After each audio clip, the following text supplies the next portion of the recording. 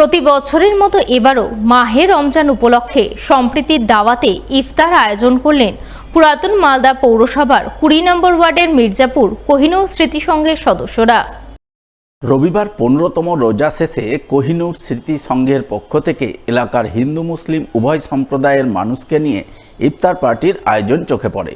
উপস্থিত ছিলেন পুরাতন মালদা পৌরসভার ভাইস চেয়ারম্যান তথা ২০ নম্বর ওয়ার্ডের কাউন্সিলর শফিকুল ইসলাম, ১২ নম্বর ওয়ার্ডের কাউন্সিলর বিভূতিভূষণ ঘোষ, ৭ নম্বর ওয়ার্ডের কাউন্সিলর শত্রুঘ্ন সিনহা বর্মা, ৮ নম্বর ওয়ার্ডের কাউন্সিলর শ্যাম মণ্ডল, প্রাক্তন কাউন্সিলর নবরঞ্জন সিনহা সহ আরও অনেকেই।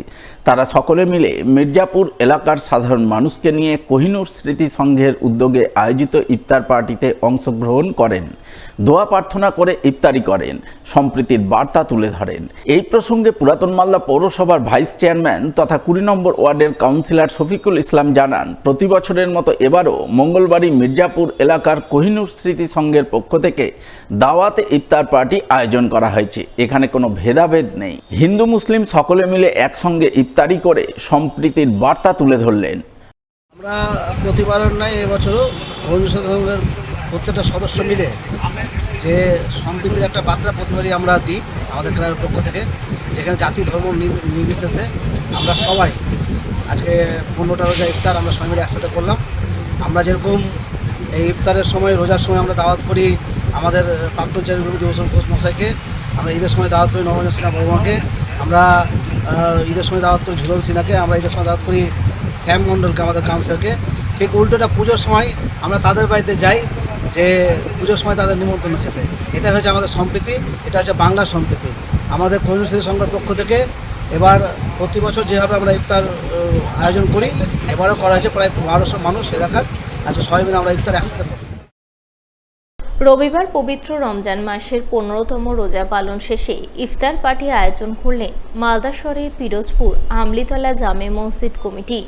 স্থানীয় যুব সম্প্রদায়ের পক্ষ থেকে এদিন রোজা পালন শেষে পিরোজপুর আমলিতলা জামে মসজিদের নিজস্ব প্রাঙ্গণে ইফতার পার্টির আয়োজন করা হয়। প্রায় হাজার খানেক পুরুষ ও মহিলা পৃথক পৃথকভাবে ইফতার পার্টিতে অংশ নেন। তারা সকলে মিলে দোয়া প্রার্থনার পর একসঙ্গে ইফতারি করেন। এদিনের এই ইফতার পার্টিতে উপস্থিত ছিলেন পিরোজপুর আমলিতলা জামে মসজিদের সর্দার মোহাম্মদ রামিনুজ্জিন সহ এলাকার বিশিষ্টজনেরা। আজকে আমরা ১৫ রোজা আজকে আমরা ইফতার পার্টি করলাম।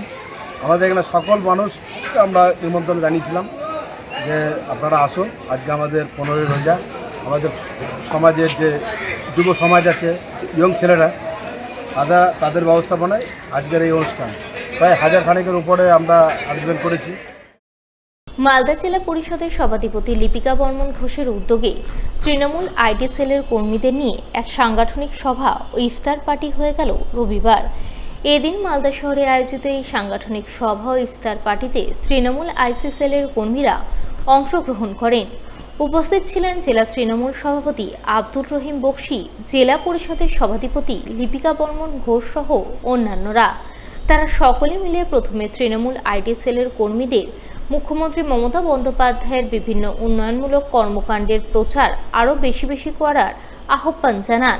সেই সঙ্গে আগামী ২০২৬ বিধানসভা নির্বাচনে মালদার ১২টি আসনের মধ্যে ১২টিতেই তৃণমূলের জয় সুনিশ্চিত করে এখন থেকে ময়দানে ঝাঁপিয়ে পড়ার নির্দেশ দেন। আজকে আমাদের মালদা জেলা পরিষদ সভাধিপতি সম্মানীয়া লিপিকা বর্মন ঘোষ মহাশয়ের উদ্যোগে পবিত্র রমজান মাসের সেই ইফতার পার্টির আয়োজন করেছেন। সেখানে তিনি আমাদের সমস্ত সোশ্যাল মিডিয়া তৃণমূল কংগ্রেসের যারা আছে বিভিন্ন অ্যাঙ্গেলের তাদের সবাইকে তিনি এখানে ডেকেছেন। সমস্ত সদস্য মালদা জেলার আইটি সেল তৃণমূল কংগ্রেসের তারা এখানে উপস্থিত হয়েছে। আমরা তাদেরকে আন্তরিকভাবে ধন্যবাদ জানাচ্ছি। তৃণমূল কংগ্রেস মালদা জেলা কমিটির পক্ষ থেকে আমাদের জেলা পরিষদের সভাধিপতি লিপিকা বর্মন ঘোষ মহাশয়কে আমি আন্তরিক ধন্যবাদ জানাচ্ছি যে তিনি এই ধরনের কর্মসূচির মধ্য দিয়ে সমস্ত আইটি সেলের ছেলেকে উপস্থিত করেছেন, যার মাধ্যমে বর্তমান যে রাজনৈতিক পরিসরকে নষ্ট করে দেওয়ার চেষ্টা করছেন বিরোধী দলের নেতা বিজেপির, ধর্মের নামে মানুষকে বিভাজন করছেন, দাঙ্গা লাগিয়ে দেওয়ার চেষ্টা করছেন এবং মানুষ যাতে নিজের মধ্যে ভাগ হয়ে দাঙ্গার মধ্যে পড়ে যায় সেই ব্যবস্থা তিনি করছেন। তার বক্তব্যের মধ্য দিয়ে তাকে ধিক্কার জানিয়ে তার বিরুদ্ধে নিন্দা প্রস্তাব এনে তার বিরুদ্ধে লাগাতারভাবে তিনি যে কাজ করছেন তাকে রুখে দেওয়ার জন্য আজকে এই সভায় আলোচনা হয়েছে।